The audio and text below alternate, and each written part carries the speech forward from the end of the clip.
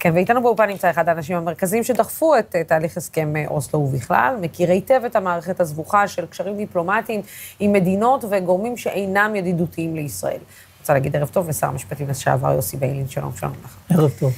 אתה שומע את הדברים, אתה יודע, אני חושבת מצד אחד אתה אומר, אוקיי, אתה שומע דברים שעודד אומר, אני רוצה לשמור על מדינה יהודית, זה היה החזון של ההורים שלי, זה החזון שלי. מצד שני, הוא מבין שכנראה, אם אנחנו ממשיכים בכיוון הזה, אם הבנתי נכון את דבריו, כן, אנחנו יכולים להגיע לתקרית לא רק דיפלומטית, אלא לתקרית דמוקרטית שאנחנו לא רוצים להגיע אליה. כן, לא נעים. ואז בעצם כולם ישלמו מחיר שאולי היה עדיף שאף אחד מהצדדים לא ישלם. אני שמעתי את קצה דבריו ומאוד נהניתי. הוא מאוד זהיר. הוא לא אומר, אני בעד חלוקת הארץ. מה שהיה צריך להגיד, כי הרי זה הפועל היוצא. איזה פטנט עוד יש. כן. חלוקת הארץ. עכשיו, אני... לא, אני התפלאתי בכלל שהוא דיבר על הסכמי אוסלו, אני שותף לפליאתך. תמיד בימין יש ככה געגועים, תמיד שואלים אותי, מה עם הסכם לונדון מ-87, זה עוד ריאלי? מה עם הזמת ג'נבה? עכשיו זה מה עם אוסלו? מה עם... בסדר, איפה הייתם שזה היה? אבל בסדר, תשמעי, אני לא רוצה לעשות חלילה חשבונות עם אף אחד, אני שמח לשמוע את הדברים של עודד. אני כשלעצמי חושב שאת הבעיה הזאת של הבחור שגר לא רחוק מאזור התעשייה, אנחנו יכולים לפתור. אנחנו יכולים לפתור את זה על ידי חלוקת הארץ לשתי מדינות ריבוניות, שוות בזכויות שהן מעניקות לאזרחים שלהם, שחיות תחת מטריה אחת של קונפדרציה. כלומר, אני רואה היום בקונפדרציה את הפתרון שמאפשר גם להתנחלויות, כולל זאת של עודד, להמשיך ולהתקיים, חלקן על ידי סיפוח לישראל, חלקם הקטן, אבל רוב האוכלוסייה של המתנחלים, וחלקם, אם ירצו בזה, תחת המדינה הפלסטינית, כאזרחי ישראל שמצביעים לכנסת, ותושבי קבע, לא אזרחי קבע, תושבי קבע של המדינה הפלסטינית, ואני גם חושב שכדי להיות פייר כלפי הפלסטינים, אנחנו יכולים להציע שמספר דומה של פלסטינים, אזרחי המדינה הפלסטינית העתידית, יורשו לחיות בישראל כתושבי קבע, באותו סטטוס שיחיו בו המתנחלים. לפי דעתי הדבר הזה יפתור הרבה מאוד דברים. קונפדרציה לא מתחתנים. אגב, אתה רואה מתנחלים, סליחה שאני קוטעת את דבריך, אבל אתה רואה מתנחלים שיהיו מוכנים לחיות במדינה הפלסטינית? אני מקווה שלא. אני לא הייתי מוכן, בתור דוגמה. אבל אם יש מתנחלים שאומרים, לנו יותר חשובה הארץ מאשר להיות חלק מהמדינה. הם גם היום כבר, יותר מ-50 שנה, לא חיים במדינה. זה שהם אומרים תמיד, זה ישראל, זה לא ישראל. הם גרים בחוץ לארץ. איפה? משהו לא ברור, שטח לא מוגדר. אבל רק הסכם כזה יהפוך חלק מהם למי שיחיו על אדמה ריבונית ישראלית, והשאר יצטרכו להחליט. אני לא רוצה להיות זה שמחליט במקומם, זה העניין. אתה יודע, התחלנו לדבר על העניין הזה של הסכמי אברהם, והעניין שהפלסטינים בעצם פספסו, עוד הזדמנות שהפלסטינים אולי פספסו או לא פספסו, אתה יודע, כשמסתכלים על זה, היו שם כמה הצעות יחסית גם מאוד דומות להסכמים בעבר, עשו שהוא מישמע של כמה הסכמים בעבר, וכשאני חושבת על זה, אני אומרת, גם הצד הפלסטיני, ואתה מכיר אותו אולי יותר טוב מכל אחד, גם הצד הפלסטיני המשיך להתעקש לא ללמוד לשחק את המשחק הפוליטי, ולא לבוא ולהגיד, אתה יודע, אני מניחה שמי שישב על הסכמי אברהם אמר, בטוח הם לא יגיעו. ואתה יודע, היה... בטוח הם לא יגיעו. גם אם נגיד להם לבוא לדבר, הם בטוח לא יבואו לדבר, בגלל נתניהו, בגלל טראמפ, בגלל 101 סיבות. ואני אומרת, הרי הייתה פה הזדמנות גם לפלסטינים לבוא לשחק משחק. לא בהסכמי אברהם. לא בהסכמי אברהם? אתה לא חושב? לא, זה נכון לגבי, נגיד, הפרמטרים של קלינטון ב-2000. הפרמטרים של קלינטון באמת לקחו את האינטרסים של שני הצדדים, באופן מאוד הוגן, לפי דעתי, ואני לא יכול לראות סיבה מדוע ערפאת בסוף לא קיבל את הפרמטרים הללו. הסיפור של אולמרט ואבאס, שוב, הסתיים בצורה מאוד ערפילית. אולמרט אומר, הוא לא אמר לי לא, זה גם נכון, אבל גם הוא לא אמר לו כן, ופה אני יכול להגיד שאולי הייתה החמצה, אם כי זה כבר היה בדמדומי שלטונו של אולמרט. כן, יש גם שיגידו שהיה מי שדאג להגיד לאבו מאזן, עזוב, אנחנו נתפור את העסקה. כן, אני שומע שמות כאלה, לא שמעתי את זה מאבו מאזן אף פעם לא אמר לי דבר כזה. והסכמי אברהם היו בדיחה. היו פשוט בדיחה. הם לא יכלו לקבל 15 מובלעות עם ריבונות ישראלית בתוך המדינה הפלסטינית. זה היה הופך את זה לבדיחה. ודברים אחרים. למשל, אני אתן לך דוגמה. את אומרת שיש הרבה דברים דומים, ואני לא חולק עלייך. הם השתמשו במושגים דומים וכו'.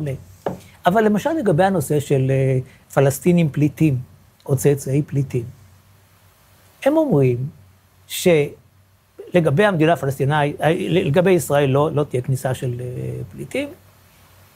אני חושב שזה טעות, אבל אני חושב שיש פתרון סמלי לזה, לא שיתכנסו לכאן מיליונים, אבל הם אומרים דבר נוסף, שישראל תוכל להטיל וטו על כל פליט פלסטיני שנכנס למדינה הפלסטינית. לוסי, את מבינה מה שאני אומר? כן. מטורף. זה הדבר, לפי דעתי, הכי מטורף, כי כשאת אומרת 70%, אז בינינו, שישאר בינינו, זה למעשה 84%. כי הם הציעו 70% מן הגדה המערבית, פלוס 14% מתוך ישראל. זאת אומרת, טריטוריאלית, את יכולה להגיד, זה בוודאי לא ההצעה הכי נדיבה שהם קיבלו, הם קיבלו הרבה יותר, אבל 84% זה לא בדיחה. ההסכם כולו בוודאי בדיחה. הנושא הזה של השיבה בשביל הפלסטינים, זה נורא נורא נורא חשוב, ולהגיד להם גם במדינה שלכם, תעזבו שלא יהיה לכם צבא, וזה גם הם לא רוצים צבא. אבל שבמדינה שלכם לא תוכלו לקבל מי שאתם רוצים? זה, אני לא יודע, זה נראה לי, כיוון שהם דחו את הכל, אז זה לא היה דבר דרמטי, הנקודה הזאת. אבל זה לא היה דבר שיכלו בכלל להתחיל לדבר עליו. את שואלת אותי, אם הם עשו טעות, שהם לא היו מוכנים להידבר עם הצוות של טראמפ, בוודאי שהם עשו טעות. אותה טעות שעושה בנט, כמו גן ילדים. ראש ממשלה שלנו, הוא אומר, אני לא מדבר איתם. אתה רוצה לדבר, אתה רוצה לדבר.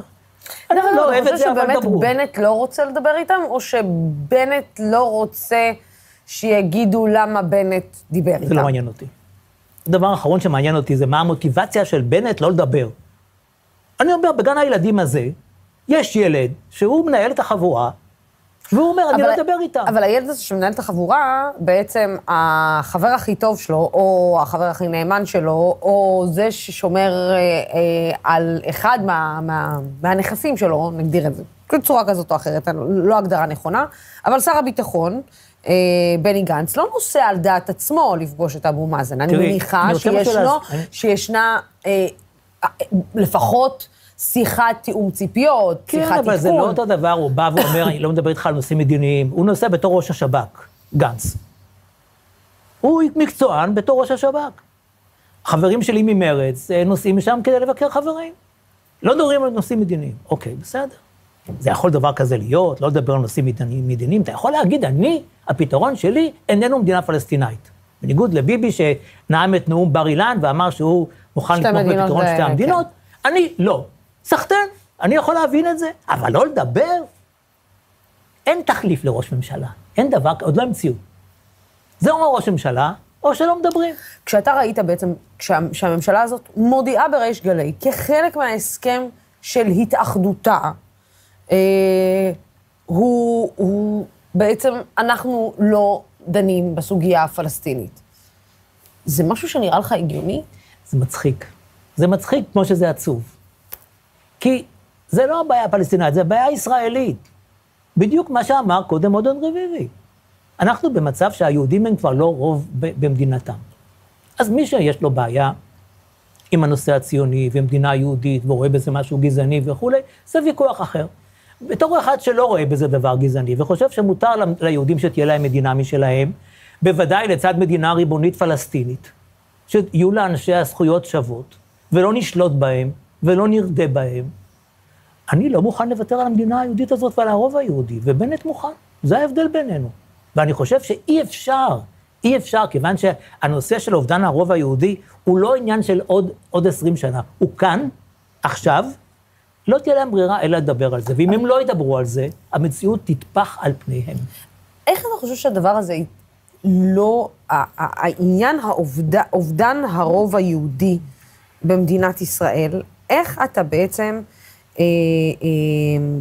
חושב שהדבר הזה לא מובן, לא מופנם במדינה? זאת אומרת, איך זה יכול להיות שהמנהיגים שלנו לא מבינים שאנחנו הולכים בדרך מאוד בטוחה למדינה דו-לאומית, שאם היא תמשיך בדרך הזאת, היא גם תהיה מתישהו גם מדינת אפרטהייד. זאת אומרת, דמוקרטית ויהודית היא לא תוכל להמשיך להיות. נכון, אני חושב שהם חושבים שהם, אני יודע משיחות עם חלק מהם, זה לא מייצג, אני באמת שומע את עודד רביבי ושמח מאוד לשמוע את מה שהוא אומר, כי הוא מנגן מוזיקה קצת אחרת. אבל שהם חושבים ככה, בסופו של דבר, הכלכלה מדברת. אם אנחנו נצליח לעזור להם כלכלית, את שומעת את בנט ואת ביבי, אין הבדל ביניהם. בהקשר הזה לפחות, וגם לא רק בהקשר הזה. אז קודם כל יהיה להם טוב, ואז יהיה להם אוטונומיה. הם יצביעו למה שיהיה להם שם, לא נפגע בהם, הם לא יצביעו לכנסת, אנחנו לא נצביע על האוטונומיה שלהם, לא תהיה להם מדינה ממש, במקרה הכי מרחיק לכת, אם הם ירצו לקרוא לדבר המצ'וקמק הזה שהם יקימו מדינה, שזה בעצם התפיסה של ביבי. כן. אם אתם רוצים לקרוא לדבר הזה, בלי צבא, בלי זה, בלי ביטחון, מדינה, תקראו לזה מדינה. אז זה כמו שהפלסטינאים אומרים לנו, אם אתם רוצים לקרוא לזה מדינה יהודית, זה בעיה פנימית שלכם, תקראו לזה מדינה יהודית, אתם רוצים שאנחנו נגיד שזה מדינה יהודית, מה פתאום? אז האו"ם אמר לפני 74 שנים, אמר. זאת אומרת, יש כאן איזה משחק קצת סימטרי בין שני הצדדים, אבל אני מדבר על הצד שלי, ואני רואה שהצד שלי מתנהג כמו גן ילדים, ובאמת מאמין שהוא יכול לחתור לפתרון כזה, שבו לפלסטינאים לא תהיה זכות להגדרה עצמית, אלא איזשהו דבר של מה שנקרא וימי. וימי זה המעמד של היהודים והנוצרים תחת השלטון הערבי, המוסלמי, סליחה. המוסלמי, לא הערבי, מוסלמי. ככה הם חיו תחת הטורקים, ככה הם חיו בבית אומיה, במקומות אחרים, זה היה הדבר. זה אנחנו רוצים לתת לערבים? לא. זה היה במאה ה-21 כבר, לא יקרה דבר כזה. ואם זה יקרה חלילה, אנחנו לא נשאר במועדון שבו אנחנו נמצאים. המועדון הדמוקרטי, המתקדם, עם הזכויות, לא נהיה שם יותר. ולכן אני באמת, אין לי תשובה על מה חושב בנט בלילה, ואיך הוא באמת רואה את זה, או שהוא אומר לעצמו לעזאזל, יש לי עוד פחות משנתיים, אז אני אתעסק עם דברים אחרים, ואת הנושא המדיני אני יכול לדחות. כמו שאומרים, אתה יכול לעשות הכל חוץ מלנשום. אין דבר כזה. אין דבר כזה, ואני חושש, או אני מקווה שזה לא יהיה בדרך אלימה, שהמציאות תטפח על הפנים, ואי אפשר יהיה לא לעסוק בזה. המציאות אבל כבר תופחת לנו בפנים, אני חושבת שהמציאות כבר מדרדרת למקומות שגם מבחינת האלימות היהודית, שהולכת ומתגברת וגם לא מפחדת יותר בכל מה שקשור, מה שקורה בשטחים. וגם מצד שני, האלימות שמדרדרת אל תוך המדינה, זאת אומרת, כל אסקלציה שקורית ברשות או בעזה, הופכת להיות גם לסכסוך פנים ערבי, ישראלי, יהודי, בתוך המדינה. ואני חושבת שזה הולך למקומות ולמחוזות שזה יכול רק להידרדר עוד יותר. יכול להיות, אבל זה בסוף, זה בר החלה. כי זה לא האיום הגדול. זה לא איום. העניין של האלימות הפלסטינית, היא לא האיום הגדול. זה הדבר הכי מטריד, הכי לא סימפטי, אבל לא זה האיום הגדול. האיום הגדול עלינו הוא לא האיום הביטחוני. האיום הגדול עלינו הוא האיום הלאומי. ואני מצפה מאנשים שמגדירים את עצמם כציונים, רואים אפילו בי מישהו שהוא לא מספיק ציוני, חבר'ה, תגידו, אתם נורמלי? על מה אתם מדברים? לאן אתם מובילים אותנו?